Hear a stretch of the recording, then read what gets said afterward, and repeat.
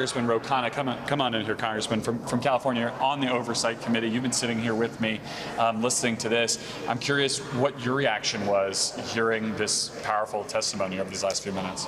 I was listening more as a father. I mean, it was just heart-wrenching. I mean, to hear Kimberly Rubio talk about Lexi and say she was going to win a scholarship for softball, that she wanted to study math, wanted to be a lawyer, it just shows the utter loss of life, the loss of potential. But I think Kimberly Rubio asked the central question for the country, and that is, are we going to value guns more, or are we going to value our children more? And she put it simply, and that's really the question behind for the entire Congress. How do you think this testimony informs the debate? I mean, how do your Republican colleagues, the vast majority, if not all of whom, are expected to vote against the measures you're going to put on the floor today, how do you think what we hear here informs that decision-making? If anything can take this issue beyond politics, it's the testimony of these parents. And I think it forces people to say, what can we do? Now, they're not going to vote for a number of the provisions that we have. So I don't know why they're not for universal background checks. But even Kimberly Rubio said, look, I want more, but do something. Can you at least raise the age? Can you at least have some progress on red flag laws so that when we know someone is threatening to kill someone or has on their social media that they want to commit a crime, that we can take guns away? And I do think that their testimony will help move us to having some legislation in the Senate and the House. There was a witness from the minority there. Republicans are welcome to invite witnesses to these hearings too. She was from a gun rights group here in D.C. who argued that these changes that Democrats are discussing won't save lives. They're not the issue. We should enforce the laws that are already on the books to protect people like her son who was killed. What did you make of that argument? Well, look, her testimony was heart-wrenching too. I mean, she lost a son, and there's no doubt that we have to have strong law enforcement. We need police to protect communities, but that doesn't mean that we also don't need gun laws to make sure that young 18-year-olds don't have assault weapons and military-style weapons. It doesn't mean that we can't have red flag laws. We've got to get beyond the either-or. Let's do everything we can to protect our children and our communities. I imagine you're watching the Senate negotiations as closely as I am, and it seems like they're focusing on a much narrower package.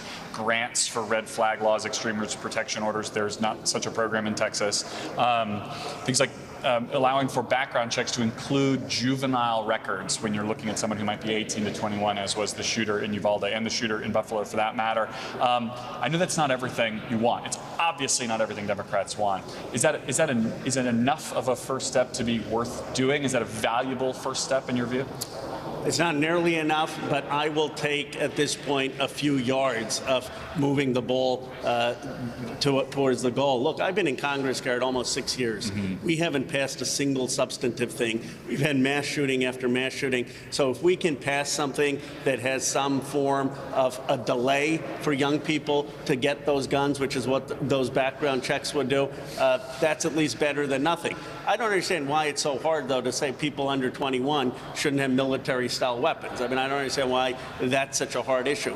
But whatever the Senate does, Chris Murphy, I trust that his heart is in this. If they think it's going to move the needle, I would support that. Republican lawmakers have had suboptimal answers when they've been asked by reporters about that age disparity here, that why an 18-year-old needs an AR-15 if they can't buy a beer.